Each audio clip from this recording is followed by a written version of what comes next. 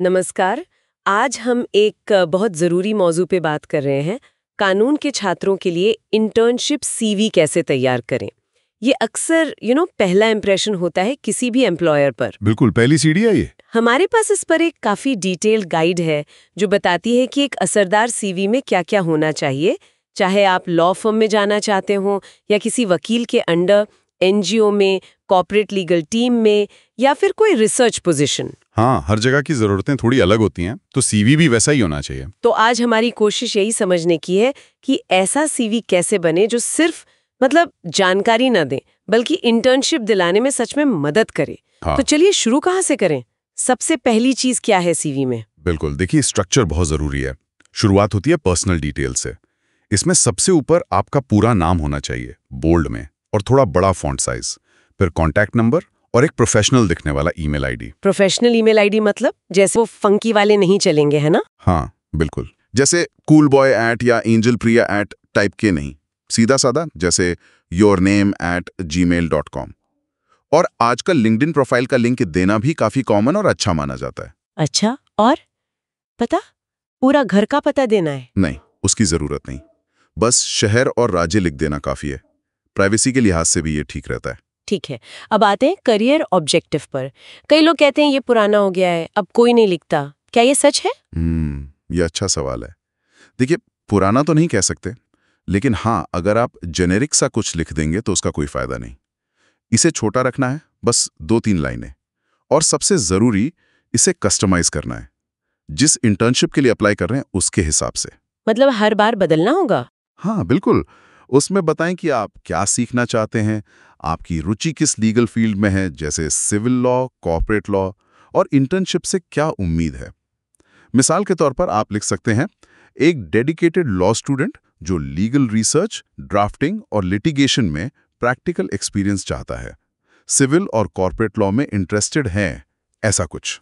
समझ गई, ये दिखाता है कि आपने होमवर्क किया है। एग्जैक्टली। ठीक है, पर्सनल डिटेल्स हो गए, ऑब्जेक्टिव भी हो गया। अब आते हैं एकेडमिक्स पर, आपकी पढ़ाई लिखाई। हाँ, और इसका फॉर्मेट सीधा है, रिवर्स क्रोनोलॉजिकल ऑर्डर, मतलब सबसे लेटेस्ट डिग्री या कोर्स पहले। अच्छा, तो कॉलेज पहले फिर स्कूल? हाँ, डिग्री का पूरा नाम, जैसे BA LLB, आपके कॉलेज या इंस्टीट्यूट का नाम, यूनिवर्सिटी, पासिंग ईयर और मार्क्स परसेंट या CGPA जो भी हो, और इसी तरह से 12वीं और 10वीं का भी लिख दें। ठीक है, अब आता है वो सेक्शन जिसका सबको इंतजार रहता है और जो शायद सबसे ज्यादा ध्यान से पढ़ा जाता है, इंटर्नशिप एक्सपीरियंस। बिल्कुल, ये आपके CV का सबसे अहम हिस्सा है। यहीं आप दिखाते हैं कि आपने किताबी ज्ञान के अलावा क्या सीखा है, प्रैक्टिकल काम क्या किया है। हर इंटर्नशिप के लिए आपको फर्म या ऑर्गेनाइजेशन का नाम लिखना है, जगह का नाम जैसे दिल्ली, कब से कब तक की जैसे जून-जुलाई 2024, और फिर आपने वहां क्या-क्या काम किया। काम को कैसे लिखें? पैराग्राफ में? नहीं, पैराग्राफ नहीं, बुलेट पॉइंट्स इस्तेमाल करें। हर इंटर्नशिप के लिए 2 से 5 पॉइंट्स काफी हैं। और एक्शन वर्ब से शुरू करें, जैसे कंपनी लॉ पर रिसर्च किया, लीगल नोटिस ड्राफ्ट किए, या सीनियर एडवोकेट के साथ डिस्ट्रिक्ट कोर्ट हियरिंग अटेंड की। स्पेसिफिक होना जरूरी है। और कौन सी इंटर्नशिप पहले लिखनी है? सबसे हाल की यानी लेटेस्ट वाली, या फिर जो उस जॉब के लिए सबसे ज्यादा रेलेवेंट हो वो पहले लिखें। लेकिन मान लीजिए कोई फर्स्ट ईयर का स्टूडेंट है जिसके पास ज्यादा इंटर्नशिप्स नहीं है, वो क्या करे? हाँ, ये कॉमन प्रॉब्लम है। अगर इंटर्नशिप्स कम हैं, तो आप अपने कॉलेज के प्रोजेक्ट्स, कोई केस स्टडी एनालिसिस किया हो या कोई रिसर्च असाइनमेंट किया हो, वो मेंशन कर सकते हैं। या अगर किसी लीगल एड क्लिनिक वगैरह में वॉलंटियर किया है, तो वो भी बहुत अच्छा पॉइंट है। मतलब कुछ ना कुछ रेलेवेंट जरूर होता है, बस उसे ढूंढ कर लिखना है। बिल्कुल। इंटर्नशिप के अलावा और क्या चीजें हैं जो सीवी को वजन देती हैं, जैसे कॉलेज में मूट कोर्ट वगैरह होते हैं? हाँ बिल्कुल, moot court, debate competition, client counselling, ये सब आपकी प्रैक्टिकल स्किल्स दिखाते हैं। अगर हिस्सा लिया है तो इवेंट का नाम, किसने ऑर्गेनाइज किया था और आपका क्या रोल या अचीवमेंट रहा, जैसे क्वार्टर फाइनलिस्ट बने या बेस्ट स्पीकर का अवार्ड मिला, ये सब मेंशन करें। 1-2 एंट्रीज भी काफी हैं ये दिखाने के लिए कि आप एक्टिव हैं। और रिसर्च पेपर्स या आर्टिकल्स का क्या, अगर कुछ पब्लिश हुआ हो? ये ऑप्शनल है, पर हाँ, अगर है तो बहुत बड़ा प्लस पॉइंट है। ये आपकी रिसर्च और राइटिंग एबिलिटी को सीधे सीधा दिखाता है।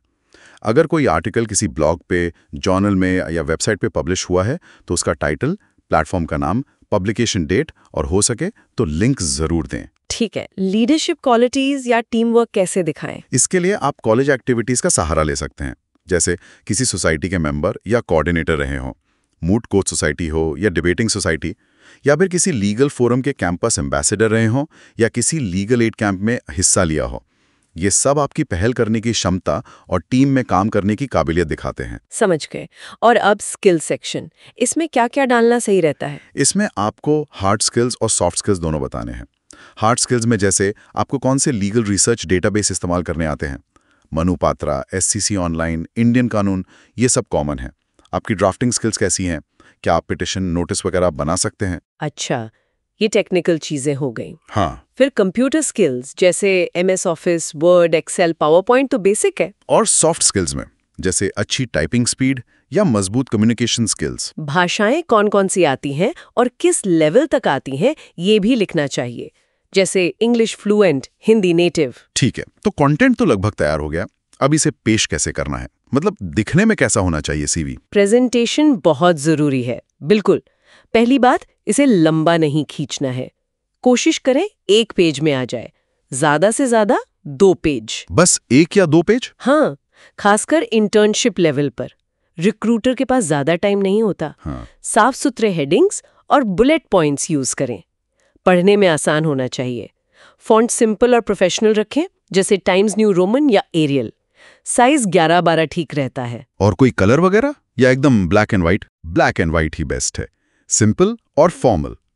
और सबसे जरूरी बात, भेजने से पहले प्रूफ रीड जरूर करें।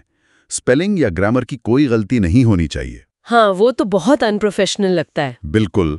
और हमेशा PDF फॉर्मेट में भेजें, इससे फॉर्मेटिंग बिगड़ती नहीं है। तो कुल मिलाकर बात ये हुई कि एक अच्छा CV वो है जो अच्छी तरह स्ट्रक्चर्ड हो, छोटा हो, सटीक जानकारी दे और प्रोफेशनल दिखे।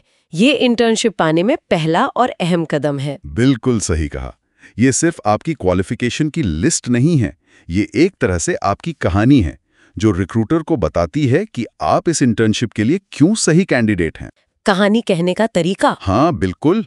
हर सेक्शन का मकसद यही होना चाहिए कि वो रिक्रूटर को कन्विंस करे। और यहीं से एक अहम सवाल भी मेरे दिमाग में आ रहा है। हाँ, बताइए। CV तो ठीक है, ये पहला स्टेप है, पर अब जैसे जैसे आर्टिफिशियल इंटेलिजेंस यानी AI CV स्क्रीनिंग में ज्यादा इस्तेमाल होने लगा है, तो आगे चलकर स्टूडेंट्स को क्या नई स्ट्रैटेजी सोचनी पड़ेंगी अपने CV को सबसे अलग दिखाने के लिए? मतलब इस बदलते हुए माहौल के लिए तैयारी कैसे की जाए? ये वाकई एक दिलचस्प सवाल है। भविष्य में इस पर और ध्यान देना होगा। खैर, इसी विचार के साथ आज की ये चर्चा यहीं खत्म करते हैं।